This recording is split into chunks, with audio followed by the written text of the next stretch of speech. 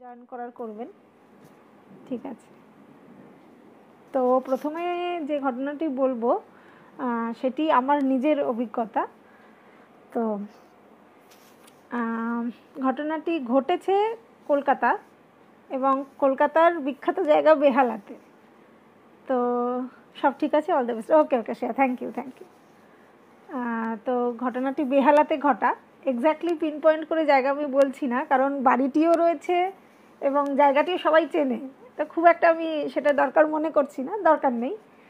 তো তো এই বাড়িটিতে কিছুদিনের জন্য আমি আর আমার মা ভাড়া থাকি, ভাড়া ছিলাম আর কি। তো আচ্ছা, প্রিয়াঙ্কা দাস বলছে হাই হাই। আচ্ছা, তো ভাড়া থাকতে হয়েছিল, আমরা থেকেছিলাম। তো সেক্ষেত্রে বাড়িটিতে ভাড়া যাওয়ার আগেই আমরা এরকম শুনতে পেয়েছিলাম যে বাড়িটিকে ভূতের বাড়ি বলা হয়। হাই দিদি, হাই হাই।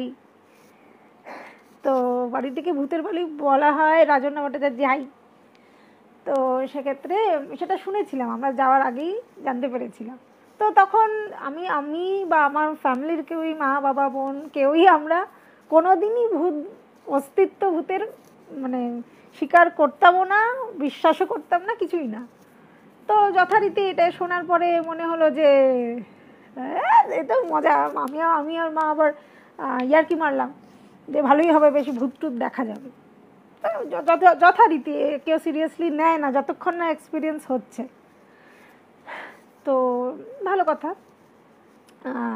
তা এগুলো জানা সত্ত্বেও আমরা গেলাম। আর কিছু কারণবশত মা মাস চারেক আগে পৌঁছে গেছেন ওখানে। মাস চারেক একা ছিল, তারপরে আমি মার সাথে থাকতে শুরু করি ওখানে।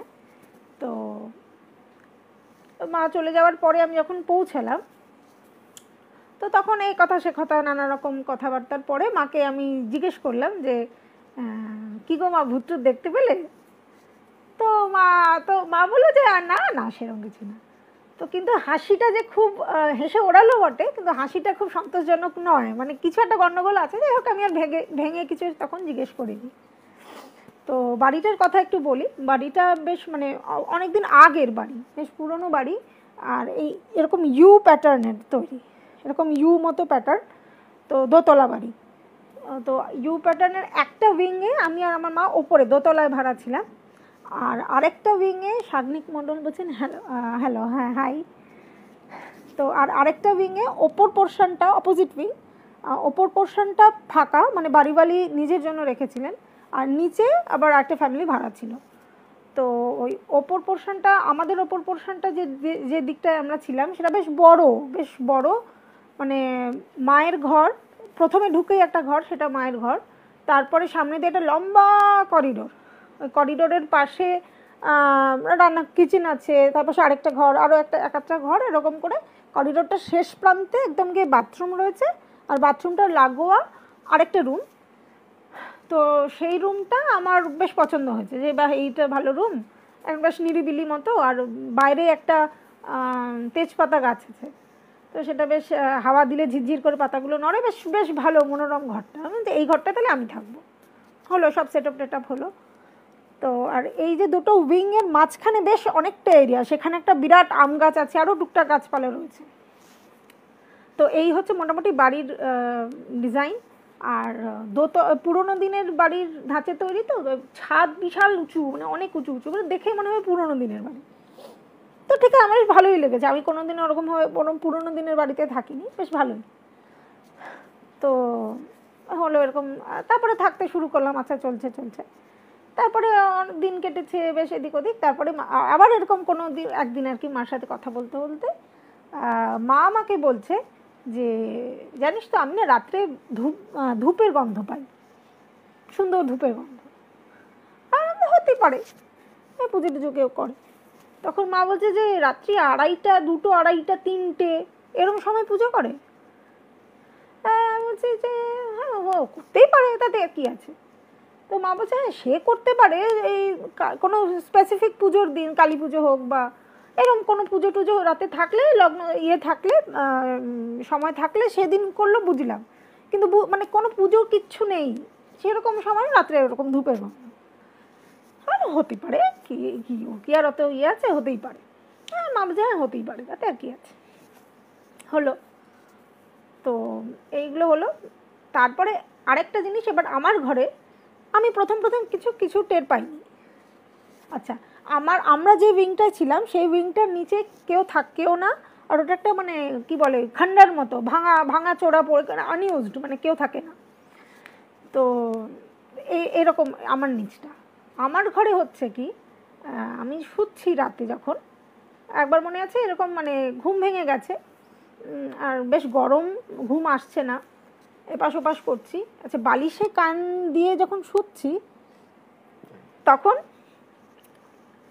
মানে মনে হচ্ছে কেউ কথা বলছে, কিন্তু কথাটা মানে ফিস ফিস করে নয়, কিন্তু নর্মাল কথা, কিন্তু মনে হচ্ছে যেন ভলিউম ভীষণ কমানো। মানে টিভি চললে চৈতালি বনিত বলছে হাই হাই, টিভি চললে যেরকম যদি আমি ভলিউমটা ভীষণ কমিয়ে দিই যেরকম একটা গুনগুন হবে, সেরকম ফিস ফিস নয় কিন্তু।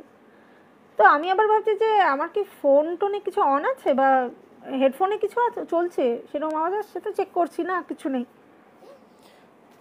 তো যথারীতি আমি যে হচ্ছে উঠে বসলে কিছু শোনা যাচ্ছে না, ওই বালিশে কান দিয়ে শুলে ওরকম শুনতে পাচ্ছি, দুপাশে যে পাশেই ফিরি ওরকম শোনাচ্ছে। তো আমি বললাম কিছুটা হবে, অত পাত্তা দিই। তো এরকম এবার ধূপের গন্ধ এবং এই ফিসফিসে কথা, এই লো ভলিউমের কথা, এগুলো এবার আস্তে আস্তে বেশ রেগুলার। প্রথম বেশ অনেক দিন গ্যাপে হচ্ছে, তারপরে আস্তে আস্তে হলো যে বেশ রেগুলার শুরু হয়েছে। তো ঠিক আছে, আমরা কিছু একটা হবে ভেবে কোনো গুরুত্বই দিইনি। এবার এক রাতের ঘটনা বলি। আমি ঘুমাচ্ছি, ঘুম ভেঙে গেছে আমার তখন, ওই 3:20-25 এর আশেপাশে সময়। তো ঘুম ভেঙেছে, আমি বসে মানে গরম লাগছে, ভীষণ গরম লাগছে, ওই ঘরটিতে এসি ফেসি ছিল না, গরম লাগছে, তো উঠে বসে আছি। দূর, এত গরম লাগছে, ঘুম আসছে না, আর আমার খাটটার সাথেই জানালা। তো আমি হচ্ছে দেখি কি বাইরে কীরকম কী হচ্ছে, তখন অন্ধকার, পুরো ঘুটঘুট, এমনি অন্ধকার, কিন্তু আমার ওই ঘরটির সামনেই হচ্ছে বেরোনোর একটা ছোট দরজা, এই গেট, লোহার গেট, আর মানে ওই কম্পাউন্ডটা থেকে বেরোনোর একটা গেট, আর তার ওপরেই হচ্ছে মানে লাইট পোস্ট, ফলে সেটার হ্যালোজেন জ্বলছে, বেশ আলোকিত জায়গাটা, মানে অন্ধকারাচ্ছন্ন, পুরো ঘুটঘুটে অন্ধকার কিছু না, হ্যালোজেন জ্বলছে, বেশ আলো। নন্দিনী দাসগুপ্তা বলছে হাই হাই, তো বেশ আলোকিত জায়গা। তো আমি হচ্ছে দেখি কি বাইরে কি, এমনি জাস্ট কোনো কারণ নেই, এমনি জানলা দিয়ে একটু বাইরে দেখছি, বসে, ঘুম আসছে না।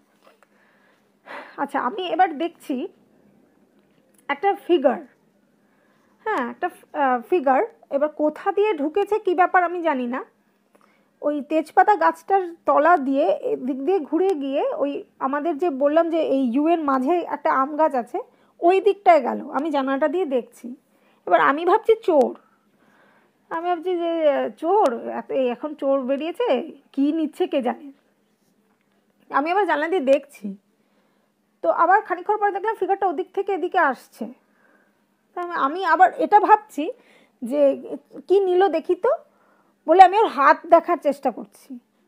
এবার হ্যালোজেন জ্বলছে, জায়গাটা কিন্তু পরিষ্কার, মানে ওই জায়গা দিয়ে যখন সন্ধ্যাবেলা বা রাতের দিকে, পাশেই আমার বোনের বাড়ি, তো ওরা যাতায়াত করেছে এসেছে, আমি মানে পরিষ্কার দেখা যায়, হ্যালোজেনের তলায় দাঁড়ালে জানেনি কিরম পরিষ্কার দেখা যায়। তো সেরকম আমি ওইখানে ওরম আলো, কিন্তু আমি দেখছি একটা ওই ফিগারটাকে দেখতে পাচ্ছি এসে দাঁড়িয়েছে, কিন্তু আমি কিন্তু কিছু দেখতে পাচ্ছি না, মানে জামা কাপড়, মাথায় কি, আমার দেখে মনে হচ্ছে মাথাটা ন্যাড়া, চুল নেই, আর জামা কাপড় পরিচ্ছদ আমি কিছু বুঝতে পারছি না, পুরো কালো, মানে কংক্রিট একটা কালো, এরকম মনে হচ্ছে। আমি এটা কীরকম, এবার আমি ভাবছি যে চোর, দেখি তো কি চুরি করলো, বলে আমি ওর হাত দেখতে গেছি। এবার হাতগুলো অস্বাভাবিক লম্বা, আর মানে অস্বাভাবিক লম্বা লাগছে দেখে। আমি বাবা, এত লম্বা লম্বা হাত, এটা কীরকম, মানে আমার মাথায় অন্য কিছু স্ট্রাইক করে না, আমি জাস্ট ভাবছি চোর। আমি দেখছি ওরকম, এবার দেখলাম যে ফিগারটা, আর একটা জিনিস স্ট্রাইক করছিল যে আমি ওর জামা কাপড় কিছু বুঝতে পারছি না, জাস্ট একটা অন্ধকারের মতো কালো। তো ভালো করে আমি দেখার চেষ্টা করছি, আমি একটা ঝুঁকে দেখছি যে কি করে। এবার ওই যে ছোট গেটটা, ওই গেটটার সামনে ফিগারটা গিয়ে দাঁড়িয়ে এবার আমার পরিষ্কার মনে হলো যে আমি তো ওপরে, মানে ও যদি এখানে দাঁড়ায়, আমি এরম জায়গায় ওপরে দোতলা থেকে দেখছি, ও এখান থেকে ফিগার এরমভাবে ঘুরলো। এবার আমি ওটা দেখে আমার একটু জাম্প করছে কানেকশন। ও আচ্ছা আচ্ছা, জাম্প করছে কি, সবারই করছে কি? এখন ঠিক আছে?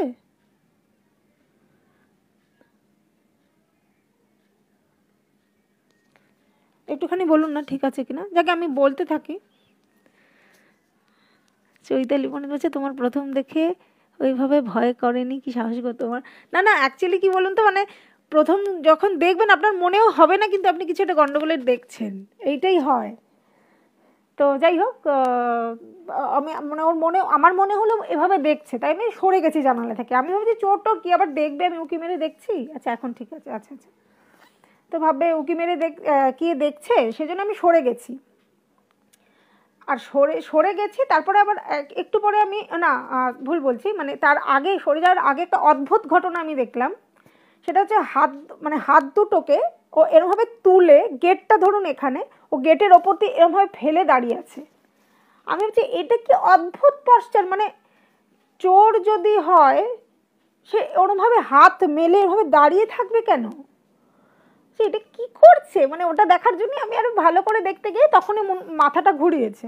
আমি সরে গেছি পেছন দিকে, এই কয়েক সেকেন্ড, এই কতক্ষণ হবে, 30-40 সেকেন্ড হবে, আমি পেছন দিকে থেকে আবার এগিয়েছি দেখার জন্য যে এখন কি করছে।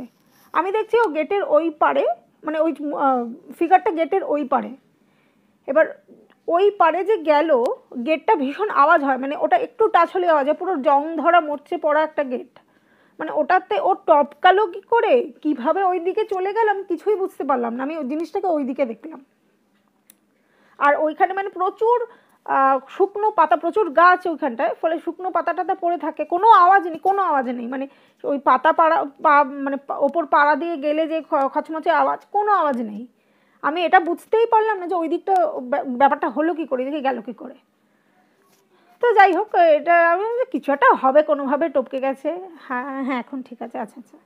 তো সেটাকেও আমি খুব একটা গুরুত্ব দিইনি, যাকে কিছু একটা হবে বলে শুয়ে পড়েছি, হয়ে গেছে সেদিনকার ঘটনা, এই একটা গেল। এরকম অদ্ভুত অদ্ভুত প্রচুর ঘটনা ঘটতে থাকতো। আরেকবার হলো যে আরেকটা জিনিস রেগুলার হতো, সেটা হচ্ছে ফ্রিজের মধ্যে খাবার পচে যেত। ফ্রিজের মধ্যে সব ঠিক আছে, ঠান্ডা, নর্মাল ঠান্ডা সব ঠিক আছে, অথচ খাবার পচে যেত। এটা একটা অদ্ভুত, মানে ফাঙ্গাস ধরে যেত, শুধু পচছে না, মানে ফাঙ্গাস ধরে যাচ্ছে, এটা একটা অদ্ভুত হতো। তো সেটা হতো। আরেকবার হলো এইগুলো ঘটনার মাঝে আরেকটা জিনিস শুরু হলো, সেটা হচ্ছে মশলা শিলনোড়ায়, ভারী শিলনোড়ায় মশলা বাটার যে ঘরঘর ঘরঘর ঘরঘর আওয়াজ, সেই আওয়াজটা হঠাৎ একদিন ছাদে, এবার আমাদের ওপরেই ছাদ এবং ছাদের অ্যাক্সেস আমাদের কাছে ছিল, মানে চাবি ছিল, তো ছাদের মধ্যে ওরকম আওয়াজ। প্রথম দিন যেদিন শুনেছিলাম যে এটা কি হচ্ছে, তারপর আমি আর মা আবার বলা বলি করছে যে বোধহয় কোনো বাড়িতে করছে, রিসাউন্ডিং হচ্ছে, ও হতে পারে, যথারীতি গুরুত্ব দিইনি। এবার তারপরে এটা বেশ রেগুলার শুরু হলো, ঘর ঘর ঘর ঘর ঘর কিছুক্ষণ হয়, আবার তারপর বন্ধ। এবার একবার আমি ঠিক করলাম যে আমি ওপরে গিয়ে দেখবো কি হচ্ছে। তো যথারীতি আওয়াজটা শুরু হওয়ার সাথে সাথে আমি চাবি নিয়ে দৌড়েছি, ছাদ খুললাম, কিচ্ছু নেই, ঠাটা পড়া গরমের দুপুরের ছাদ, একটা দুটো কাক নেচে বেড়াচ্ছে, কিচ্ছু নেই, ওরকম আওয়াজ হওয়ার কোনো কারণই নেই। তো অনেক করে টোরে কিছু বোঝা গেল না কোত্থেকে আওয়াজটা আসছে, কিন্তু আওয়াজটা হতে যে ওই যে শুরু হলো বেশ রেগুলারলি, এবং যতদিন আমরা থেকেছি বেশ রেগুলারলি দুপুরবেলায় ওটা হতো। এই একটা ঘটনা হতো। আরেকটা জিনিস অদ্ভুত শুরু হয়েছিল, মানে একদিনই ঘটেছিল, সেটা হচ্ছে মৌমাছির আক্রমণ। আক্রমণ মানে এক বাথরুমের ওপরে একটা ভেন্টিলেটর ছিল, সেই ভেন্টিলেটরটা দিয়ে মানে একদিন হঠাৎ করে একটা দুটো করে প্রথমে মৌমাছি ঢুকছে, আমি বাবা মৌমাছি আবার কোথা থেকে ঢুকছে, এরকম করতে করতে অসংখ্য মৌমাছি ভেন্টিলেটরটা দিয়ে ঢুকছে, তো ঢুকছেই। এবার বেশ খানিকক্ষণ পরে আমার ভয় লেগে গেছে যে এত ঢুকছে, আর বাড়িটার ভেতরে মশার জন্য নেট দেওয়া ছিল, ফলে ওরা যে ঢুকছে ওরা বেরোতে পারবে না, সর্বনাশ করছে, মানে এবার তো কামড়াবে, এত ঢুকছে ওরা তো এবার আমাদের কামড়াবে। তো কী করব করে আমার পাশেই আমার বোনের বাড়ি, বললাম তো ওকে আমি ফোন করে বললাম যে তুই কিছু একটা কর, তুই একটা স্কচ টেপ নিয়ে আয়, ও ভেন্টিলেটারটাকে আটকাতে হবে, না হলে তো কামড়াবে, এবার অজস্র ঢুকছে পোকা, আই মিন মৌমাছি। তো ছোট ছোট ঘটনার সাথে তুমি যুক্ত আছো কি জানি সেটাই। তো এতে এবার ওরকম ঢুকছে, তো আমার বোন ওই টেপ টেপ এসব নিয়ে আসতে আসতে অজস্র ঢুকে গেছে। তো আমি ঘরের মধ্যে ওই খবরের কাগজ জ্বালাচ্ছি, ধোঁয়া যা শুনেছি ধোঁয়াতে পালায়, তো ডিমের ফ্রেটগুলো থাকে ওইগুলো জ্বালাচ্ছি, সব করছি। তো তাতে যেগুলো ঢুকছে সেগুলো মরছে, কিন্তু ওটা ঢোকা বন্ধ হচ্ছে না, ঢুকেই যাচ্ছে ঢুকেই যাচ্ছে। তো তারপরে ও এগুলো আনাতে আমি কোনো রকমে একটা ওই ইয়ে ছিল মই মতো, সেটাতে উঠে ওটাকে সিল করি। তো যেটা আমার বোন বলল যে আসার পথে ও দেখছে যে ওই যে ভেন্টিলেটরটা বাইরের দিকে একটা কার্নিশ আছে, ওই কার্নিশটাতে বিশাল একটা মৌচাক। ও আমাকে বলছে যে মৌচাক, একটা বিরাট মৌচাক। আমি যে বিরাট মৌচাক, মানে আমি আগের দিন সন্ধ্যেবেলা দোকানে গেছি, তখন আমি কোনো মৌচাক দেখিনি, সে এক রাতে আবার মৌচাক হয় নাকি, সরি। তো যাই হোক, মানে অদ্ভুত ব্যাপার সেটা একটা হলো। এইবার ওরকম ওটা বন্ধ টন্ধ করে তারপরে ঢোকা বন্ধ হলো। এবার সন্ধ্যা নাগাদ আমার বোন আবার আমাকে ফোন করে বলছে যে ওখানে কিন্তু একটা মৌমাছিও আর নেই। Sorry sorry. তো মানে অদ্ভুত ব্যাপার যে অত বড় ওটা চাক তো হতে পারে না, চাক হলে মানে কিছু ঘন্টার মধ্যে পুরো মিলিয়ে গেল, এটা তো হতে পারে না, মানে ওটা কি ছিল জানি না। আপনারা বলতে পারবেন এরকম অদ্ভুত কিছু আপনাদের সাথে ঘটেছে কিনা কখনো।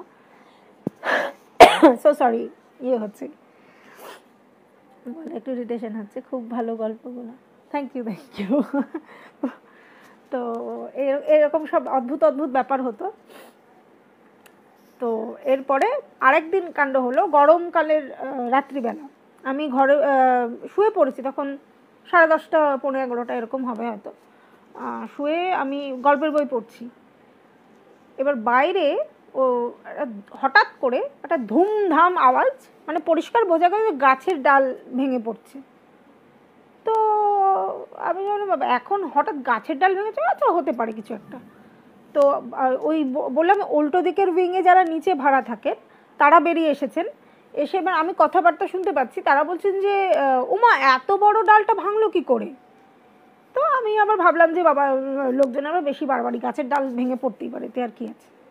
যাই হোক শুয়ে পড়েছি, বইটই পড়ে যখন শুয়ে পড়েছি। পরের দিন সকালে মানে ওই গাছটা আমি আমার ঘরের দরজাটা খুললেই গাছটা দেখা যায়। তো সকালে যখন আমি ঘুম থেকে উঠে বেরোচ্ছি ঘর থেকে, দরজাটা খুলছি, খুলে আমি দেখছি গাছটা মানে বিরাট আম গাছ এবং ফলন্ত, পুরো একদম ভর্তি আম।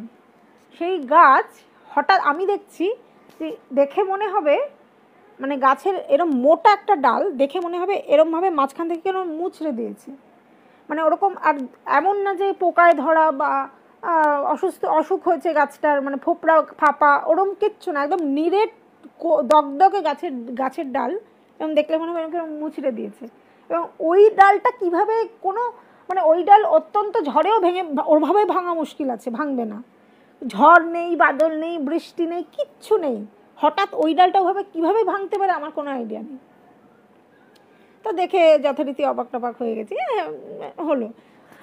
তো এইগুলো এরম সব ঘটছে। এবার ওই ধূপের গন্ধ আর এই কথার আওয়াজ আর শিলনোড়ার বাটা, এগুলো একদম রেগুলারলি চলছে। তো এবার আস্তে আস্তে দিন কাটছে। এবার আরও কিছু কিছু একটু পুরনো বাড়ি, তো অন্যান্য কিছু অসুবিধার কারণ ছিল, সেই জন্য আমরা ডিসাইড করি যে চলে যাব। এইসব কারণের জন্য নয়, কারণ এইগুলো যে অন্য কিছু ব্যাপার আছে সেগুলো মাথাতেই আসেনি, পরে আমরা যখন ভেবেছি আলোচনা করেছি তখন একটা ইয়ে হয়েছে, তো সেই সময় সব কিছু মনেও হয়নি। তো অন্য একটু কিছু অসুবিধা হচ্ছিল, সেই সব জন্য ডিসাইড করে যে এটা থাকবো না এখানে, আমরা চেঞ্জ করব। তো যাই হোক সেসব দেখাশোনা করে সব চেঞ্জ করার দিনক্ষণ ঠিক হয়ে গেল। যেদিন মুভার্স প্যাকাজ ওরা শিফট করে দেবে সব ব্যাপার, সব নিজেদেরও গোছগাছের অত ঝামেলা নেই সেই সব ইয়েতে। সেই জন্য আগের দিন দুপুরবেলা যেদিন শিফট করব, আগের দিন দুপুরে আমার এক বান্ধবীর বাড়িতে ইনভিটেশন ছিল, তো সেখানে গেছি। এবার আমার এই বান্ধবী আবার বেশ একটু মানে ভূত ছোটোবেলা থেকে মানে বিশ্বাস করে আর জানেও প্রচুরই বিষয়। তো ওর সাথে এবার নানা রকম গল্প টল্পের পর এইসব কথা, ভূতের কথাটা উঠতোই, কারণ ওর নানা রকম এক্সপিরিয়েন্স আছে, ওর সাথে এগুলো কথা বলতে আমার খুব মজাও লাগে। তো প্রসঙ্গ উঠলো এবং যথারীতি আমি বললাম, জানিস তো এরকম এরকম হয় এই বাড়িটা। তখন ও আমাকে বলছে যে এটা কিন্তু পরিষ্কার যে স্পিরিট আছে ওই বাড়িটাতে। তখন আমি আবার হাসছি, ভ্যাট ওরকম হয় নাকি? তো আমি বলছি হ্যাঁ রে। তারপরে আমি বলছি যে ধূপের গন্ধ কাকিমা যেটা পান ওটা কিন্তু স্পিরিট আসে, সেই গন্ধ পায়।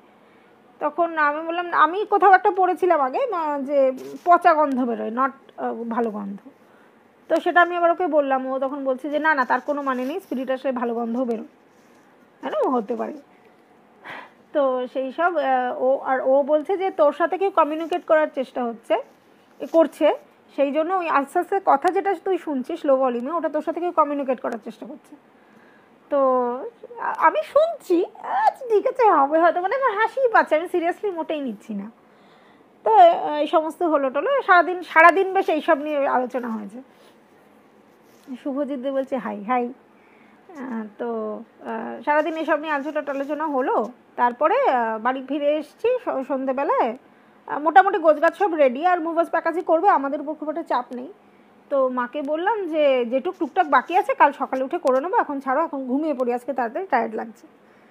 তো 10টা সাড়ে 10টা নাগাদ আমি শুয়ে পড়েছি। মা বললো ঠিক আছে হ্যাঁ শুয়ে পড়ি, আজকে আর দরকার নেই বেশি রাত জেগে, কাল ভোরে ভোরে উঠে করে ফেলবো। তো শুয়ে পড়েছি। এবং অদ্ভুতভাবে যেহেতু সারাদিন ওটা নিয়ে আলোচনা হয়েছে এইসব ব্যাপার নিয়ে, আমার জানি না কেন একটু ভয় ভয় লাগতে শুরু করেছে। জীবনে কোনোদিন আমি ভূতের ভয় আগে পাইনি, তো আমার কেমনটা ভয় ভয় লাগছে। তো মাকে বলছি যে কোনো দিন বলিনি, এই মাঝে কোনো দিন মনেও হয়নি, বলিও নি। মাকে বললাম যে মা এই করিডোরের আলোটা না জ্বলুক আজকে। তো মাও কিছু জিজ্ঞেস করেনি আর যে কেন বা কী কিছু, মা বলছে আচ্ছা জ্বলুক, বলে যে যার ঘরে গিয়ে আবার শুয়ে পড়েছি। এবার তারপরে এই তখন রাত 12টা সাড়ে 12টা হবে, আমার ঘুম ভেঙে গেছে এবং এবার সিরিয়াসলি ভয় লাগছে। ও আরেকটা কথা বলতে আমি ভুলে গেছি, আমার ওই বান্ধবী যখন আমি চলে আসছি, মানে বাড়ি ফিরে আসবো, তার আগ দিয়ে আমাকে বললো কি যে তুই না একটা কাজ করিস, তুই আর কাকিমা আজকে রাতে ওই বাড়িটাতে থাকিস না, তুই পাশেই আমার বোনের বাড়ি, ও বলছে তুই ওর বাড়িতে চলে যা, তোরা আজকে রাতে ওখানে থাকিস না, তোরা তো চলে আসবি, কালকে বেরিয়ে যাবি, আজকে কিন্তু কিছু একটা ঘটতে পারে। তো আমি বললাম আচ্ছা আচ্ছা দেখছি, বলে যথারীতি এইসব কথা মাকে কিছু বলিও নি, ওরম হয় নাকি বলে আমিও আর সেগুলো নিয়ে ভাবিনি। কিন্তু ওই রাত্রিবেলা একটু আমার ভয় ভয় করছে। এবার রাত্রি সাড়ে 12টার সময় যখন ঘুমটা ভেঙেছে, তারপরে আমার বেশ ভয় করছে। আমার খালি মনে হচ্ছে ঘরটা অন্ধকার কিন্তু করিডোরে আলো জ্বলছে, আমার খালি মনে হচ্ছে আমার মাথার কাছে কেউ দাঁড়িয়ে নেই তো, আমার ওইদিকে কেউ দাঁড়িয়ে, কে কমিউনিকেট করার চেষ্টা করছে সে আমার পাশে নেই তো, এসব খালি মনে হচ্ছে।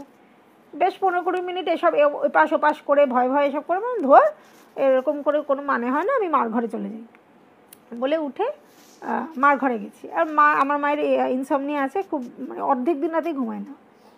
তো গেছি, এবার যথারীতি মাকে ডেকেছি, মাও জেগেই ছিল, বলে হ্যাঁ চলে আসবে। মাকে এবার বলছি আমি যে মা আমার না একটু ভয় লাগছে, আমি ঘরে একটু শুচ্ছি। মা বলছে হ্যাঁ হ্যাঁ চলে আসবে, আমিও জেগেই আছি, ঘুমাচ্ছি না। তো হলো, গেছি, এবার শুয়ে দুজন মিলে কথা টথা বলছি, ঘুমাচ্ছি না কেউই, এদিকে কথা বলছি, আবার একটু ঢুলছি, এরম হচ্ছে আর কি। তো এরম করতে করতে 3:30 বাজছে, রাতে 3:30 মা বাথরুমে যাবে বলে খাট থেকে উঠেছে, আমি শোয়া, মা আমার পাশে উঠে খাটে বসেছে। হঠাৎ মানে দুম দাম করে বাসন পড়ার আওয়াজ, কয়েক সেকেন্ড, এই 5-6 সেকেন্ড, তারপর থেমে গেল।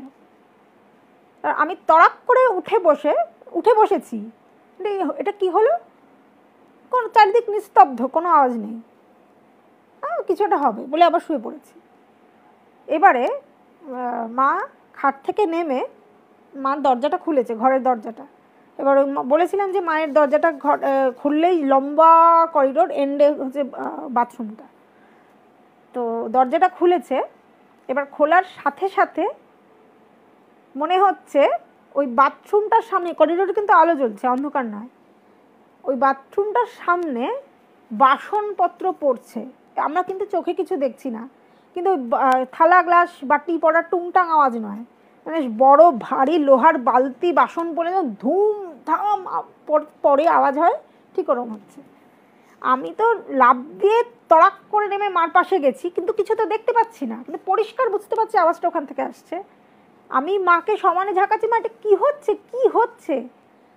তো মা বলছে যে আরে দাঁড়া, আমি নিজেই বুঝতে পারছি না কি হচ্ছে। আমরা পুরো স্টান্ড, মানে কি হচ্ছে বুঝতে পারছি না, প্রচণ্ড আওয়াজ হচ্ছে কিন্তু কিচ্ছু দেখতে পাচ্ছি না।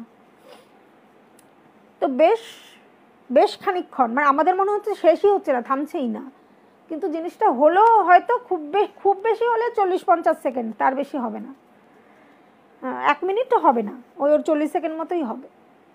হয়ে হঠাৎ অ্যাব্রাপ্টলি পুরো চুপ, আর কোনো আওয়াজ নেই। এবং যেটা আরেকটা সাথে সাথে হলো, মানে ঘরের দরজাটা থেকে বেরিয়ে ডান দিকে একটু এগোলে সিঁড়িটা, এবং সেখানে একটা দরজা আছে, আর ওইদিকে জাফরিটা। ওই জাফরির ওখানে একটা বেড়াল হঠাৎ মানে পুরো একদম ম্যাও করে চিৎকার করে, মানে ভীষণ তারস্বরে চেঁচিয়ে ওই দোতলার জাফরি থেকে একতলায় লাফ মারলো, মেরে পুরো পগার পার ছুটে, মানে প্রচণ্ড ভয় পেয়েছে। এবার এই হলো কাণ্ড। আমরা খানিকক্ষণ মানে বোকার মতো ওখানে দাঁড়িয়ে রইলাম, কি হয়েছে কিছুই বুঝলাম না। তারপরে আর কি করা যাবে, এসে মা বসলো, আমরা আর কেউ ঘুমালাম না, বাকি রাতটুক জেগেই দুজনে বসে কথা বলে প্রথমে পুরো ক্লুলেস, মানে আমরা দুজনের মধ্যে আলোচনা করতেও ভয় পাচ্ছি যেটা এই হলোটা কি। তো তারপরে ভোর হলো, আলো ফুটছে, তখন মা বললো যে দাঁড়া তো, ওই নিচে যারা আছেন আর কি, ওদের সাথে দেখা হলে আমি জিজ্ঞাসা করব যে ওদের বাড়িতে রান্নাঘরে কি জানলা ফান্না খোলা ছিল, বেড়াল কি ঢুকেছে, বেড়াল ঢুকে বোধহয় বাসনপত্র ফেলেছে। আমি মাকে বলছি আওয়াজটা কিন্তু পরিষ্কার এখান থেকে আসছিল। মা বলছে হ্যাঁ সেটা আমিও বুঝতে পারছি, কিন্তু এটা তো হতে পারে না, দেখি ওদের জিজ্ঞেস করে যদি ওখানে হয়ে থাকে সেটা হয়তো রিসাউন্ডিং হয়েছে। তো সকাল আমরা ওয়েট করছি কখন ওদের দেখা পাওয়া যাবে এবং জিজ্ঞেস করব। তো সকাল হলো, দেখা পাওয়া গেল। জিজ্ঞেস করলো মা যে আচ্ছা তোমাদের কি জানালা ফানালা খোলা ছিল, বেড়াল ঢুকেছিল কি, এরকম আওয়াজ হচ্ছিল বাসন পড়ার? তখন ওরা বলছে যে না তো কাকিমা, কিছু তো খোলা নেই, বেড়াল কিছু তো হয়নি, রান্নাঘর তো ঠিক আছে, কিছু তো পড়েনি।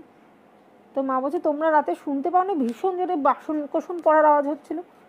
তখন বলছে যে না তো, আমরা তো কিছু শুনতে পাইনি। ওরা কিচ্ছু শুনতে পায়নি, আমরা ওগুলো শুনতে পেয়েছি। এবং পরবর্তীকালে আমরা যে শুনেছি যে আমার মা যে ঘরটিতে শুতো আর কি, যেখানে ধূপের গন্ধটা পেত, ওই ঘরটাতে এই বাড়ির যিনি মালিক ছিলেন তিনি মারা যাওয়ার পরে ওনার দেহ আর কি ওই ঘরটিতে রাখা হয়েছিল, সুন্দর করে সাজিয়ে ধূপ ধুনো দিয়ে ঘর সুন্দর করে করে ওটা ওখানে ওনাকে রাখা হয়েছিল। আর ওনার নাকি মানে এই বাড়ির প্রতি ভীষণ একটা মোহ যেটাকে বলে, উনি কাটাতে পারেননি, উনি তখন যেতে চাননি। তো সেই জন্য মানে সবাই বলা বলি করে যে উনি এই বাড়ির মোহটা কাটাতে পারেননি। আর তারপরে আরেকটা যেটা হয়েছিল, আমি যে ঘরটিতে থাকতাম, ওই যে বলেছিলাম সামনেই তেজপাতা গাছটা রয়েছে, ওই গাছের নিচে বহুকাল আগে, মানে বেশ কয়েক বছর আগে,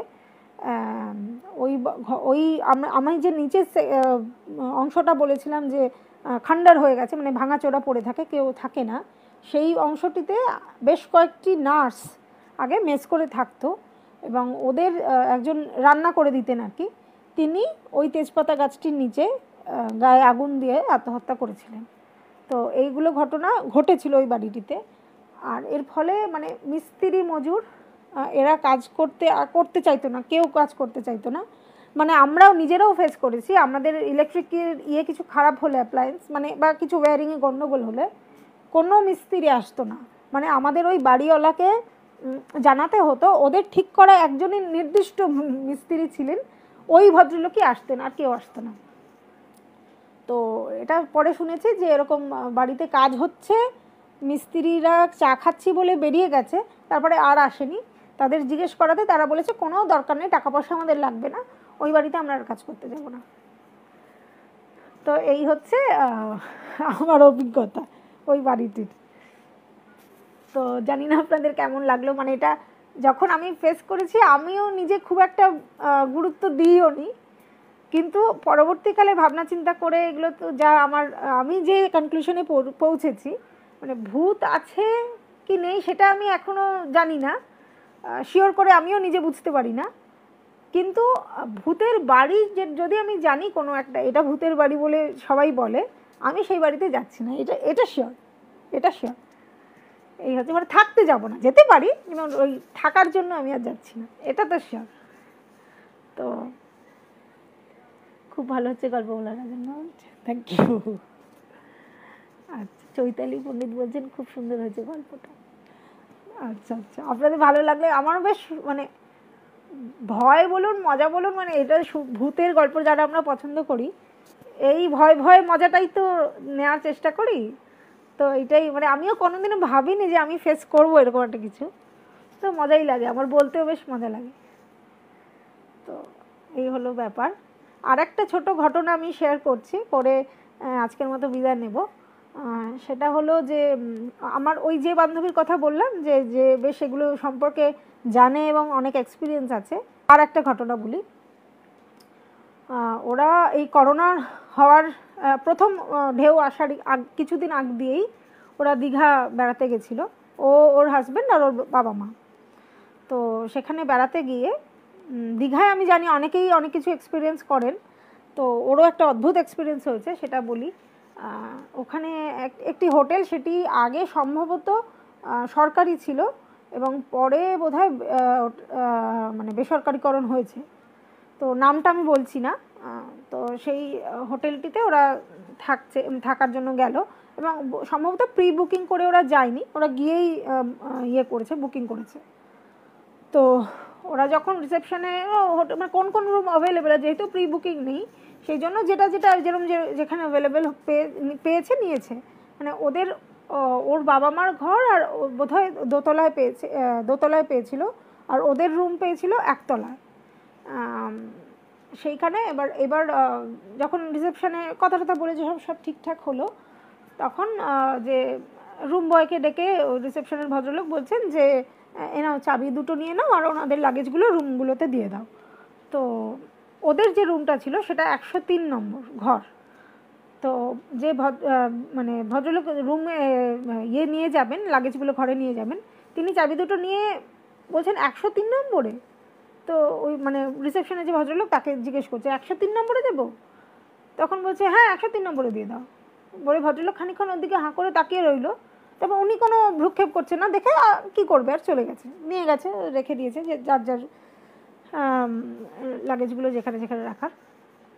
তো বলছে সেদিন আমরা খুব টায়ার্ড ছিলাম আর বেশি কিছু করিও নি, খাওয়া দাওয়া করে ঘুমিয়ে পড়েছি। পরের দিন সকালবেলা ভোরবেলা ওরা বিচে টিচে গেছে, এসে এবার খাওয়া দাওয়া করবে। খাওয়া দাওয়ার রুমে ওর বাবা মা হাজব্যান্ড ওরা সব রয়েছে। ও বলছে যে আমার একটু বাথরুম দেওয়ার প্রয়োজন পড়েছিল, সেজন্য বলে আমি আমার রুমে গেছি বাথরুমে। আর ওদের রুমটা ছিল বলছে ঘরে ঢুকেই বাথরুম প্রথমে বাঁহাতে, তারপরে একটু এগিয়ে গেলে বেড রয়েছে, একটা ডাবল বেড, আর একটু গ্যাপ দিয়ে আর একটা সিঙ্গেল বেড। তো সিঙ্গেল বেডটা ওদের ফাঁকাই পড়ে থাকতো, কেউ ওটাতে ইউজ করার নেই। তো বলছে আমরা ওই জন্য ওই সিঙ্গেল বেডটার ওপরে লাগেজগুলো, জামা কাপড় রোজকার যে যাচ্ছি ছাড়ছি ওগুলো সব ডাম্প করছিলাম। তো এরকম হচ্ছে ব্যাপার। আর বলছে আমি যে বাথরুম যাওয়ার প্রয়োজন ছিল, শেষ গল্পটা বলে আবার লাইভে কবে আসবো?